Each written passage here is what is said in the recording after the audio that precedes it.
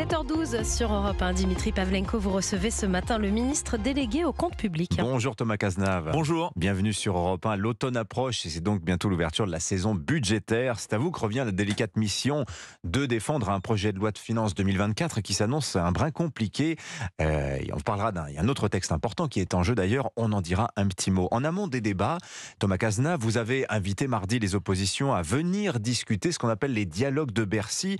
Ça a été inventé l'an dernier par votre prédécesseur, Gabriel Attal. Vous avez dit à l'agence France Presse, en sortant, que c'était constructif.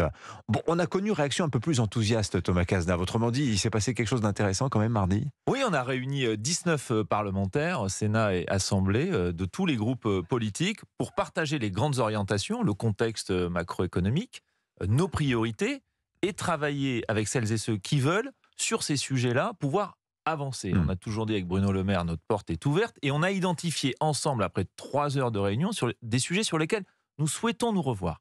Financement de la transition écologique, lutte contre la fraude, tout un tas de sujets très concrets qui vont nous permettre de voir si on est capable de trouver des consensus pour enrichir le texte. Voilà, on est dans cette période-là et c'est pour ça que je trouve que les échanges ont été constructifs, qu'on se revoit dans 15 jours et que pendant toute la période budgétaire, nous aurons des échanges réguliers. Alors c'est intéressant parce que ça rappelle d'ailleurs un peu ce qu'a fait le président de la République la semaine dernière, ces fameuses rencontres de Saint-Denis, brisons la glace, parlons tous ensemble, voyons si on peut dégager des zones d'accord. Alors, mais personne ne croit vraiment quand même, Thomas Cazenave, que vous arriverez à échapper là, cet automne à une motion de censure sur la question du budget et que vous puissiez ne pas avoir recours au 49.3. Elisabeth Borne l'a dit très clairement récemment. Thomas Cazenave, est-ce que vous pensez pouvoir adopter le budget d'une autre manière ? Nous, on repart avec à la fois un nouveau projet qui traduit nos priorités, tourné vers l'avenir. J'y suis avec les oppositions. Est-ce que vous êtes d'accord avec nous qu'il faut faire un investissement massif sur la transition écologique ? Plus de 7 milliards. Un investissement massif sur nos services publics. Je pense notamment à l'éducation. Et est-ce que vous partagez avec nous l'idée qu'il faut réduire le déficit public pour retrouver des marges de manœuvre. Parce que si on a réussi à protéger les Français pendant la crise, c'est qu'on avait réduit le déficit public. Donc on partage les grandes lignes. Si à la fin, on n'a pas d'accord de majorité, les Français pourront comprendre que finalement les oppositions ne votent pas le budget, mais en revanche, ils ne comprendraient pas qu'on n'ait pas de budget, qu'on n'ait pas de quoi financer nos services publics, financer nos agents c'est impensable, ça. C'est impensable. C'est impensable et c'est la raison pour laquelle la Constitution a prévu le 49.3, parce qu'on ne peut pas laisser un pays sans budget. Sur les textes budgétaires, précisément. Absolument. Quand vous avez esquissé d'ailleurs quelques-unes de vos priorités.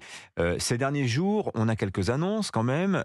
L'extinction des boucliers tarifaires sur l'énergie, ça c'était acté quand même depuis quelques temps. Il n'y aura pas de nouvelle ristourne sur le carburant, l'a dit très clairement Bruno Le Maire la semaine dernière. C'est la vraie fin du quoi qu'il en coûte, ce budget 2024 en préparation, Thomas Cazenave ? Une partie des éléments sur lesquels on construit le budget, c'est remettre en cause progressivement les éléments qu'on a bâtis pendant la crise, pendant le pic de la crise, sur notamment les prix de l'énergie qui avaient explosé en 2022. C'est aussi des économies structurelles. Ce n'est pas que la fin du quoi qu'il en coûte. Par exemple... À quel montant ? À quelle hauteur ? Bruno Le Maire a dit hier 10 milliards et il me semble que jusqu'à présent, c'était plutôt de l'ordre de 15 milliards. On réduit la voilure sur les économies ? Non, c'est une dizaine de milliards parce que par ailleurs, on a eu des bonnes nouvelles en 2023. Notre économie résiste. Nos entreprises résistent, notamment par rapport à nos partenaires européens, par exemple par rapport à l'Allemagne. Donc comme on a de bonnes nouvelles sur le plan macroéconomique, on a 10 milliards d'euros d'économies à faire avec des réformes structurelles. Je vous en donne une. Quand l'économie se porte bien, que le chômage baisse, c'est pas normal de baisser les contrats aidés, par exemple, dans le secteur marchand. Sur la politique du logement, le dispositif Pinel n'a pas montré son efficacité. On le remet en cause. Donc on fait des réformes structurelles aussi pour dégager des marges de manœuvre sur nos priorités, services publics, transition écologique. Alors cet été, on a franchi officiellement le cap des 3 000 milliards d'euros de dette publique. On est à 112,5% de ratio dette sur PIB. Donc vous cherchez des économies, vous l'avez dit, Thomas Cazenave. En même temps, il faut financer la transition écologique et puis tous les services publics en souffrance. L'école, la sécurité, la justice, la recherche, la défense, etc.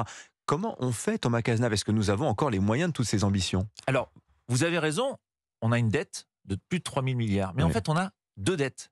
On a une dette financière et on a une dette écologique. Et donc, on doit à la fois réduire notre déficit public pour trouver des marges de manœuvre. Et c'est pour ça qu'on investit de manière très importante, de manière historique dans la transition écologique, parce qu'on doit s'attaquer à nos deux dettes. notre dette financière, notre dette écologique. Et comment on fait ? D'abord parce qu'on a dégagé des marges de manœuvre grâce à la baisse du chômage, au maintien de l'activité, aux effets des réformes de l'assurance chômage, demain des retraites, qui nous redonnent des capacités à investir sur nos priorités. On va continuer les réformes structurelles, je l'ai dit, sur la politique de l'emploi, sur la politique du logement, ce qui nous permet de financer des priorités sans augmenter les impôts. Ouais, alors sans augmenter les impôts, ça c'est intéressant. Sauf que, en l'occurrence, Emmanuel Macron avait promis, lui, des baisses d'impôts, 2 milliards d'euros pour les ménages. Je reviens au dialogue de Bercy. Il y a 2 groupes politiques qu'on suppose à gauche qui ont soutenu l'idée d'un impôt minimal mondial sur les particuliers, comme on s'est imaginé déjà pour les entreprises à hauteur de 15%. Vous avez dit que vous et Bruno Le Maire n'étiez pas fermés à cette idée d'un impôt minimal sur les ménages, peut-être 10, peut-être 15%. Ça, rappelons qu'en France, les premières tranches d'impôts sont exonérées de l'impôt sur le revenu. On peut en savoir un peu plus, Thomas Cazenave, là, c'est dans les tuyaux pour l'an prochain ? C'est bien la preuve que ces échanges, lors des dialogues de Bercy, ont été constructifs. Oui. On a identifié un certain nombre de sujets. Et donc aujourd'hui, des Français qui ne payent pas d'impôts parce qu'ils ont des bas revenus pourraient demain, pourquoi pas, contribuer aussi Non. Le sujet, c'est le sujet qui est dans le débat. Il y a un certain nombre d'études qui montrent qu'à partir d'un certain niveau de patrimoine, de revenus, certains échapperaient à l'impôt ou à la progressivité de l'impôt. On a toujours dit que ce sujet-là, c'est au niveau international que ça doit se traiter. Et on n'est pas fermé à travailler avec les oppositions, à bâtir une solution qui pourrait être défendue par la France dans le cadre du G20, dans le cadre de l'OCDE. Et vous savez que le budget 2024 verra la traduction de l'engagement que nous avons pris au niveau international pour un impôt minimum sur les entreprises. D'accord. Et donc, pourquoi ne pas faire la même chose sur les particuliers ? Et c'est un sujet sur lequel nous sommes ouverts au débat avec l'ensemble des oppositions.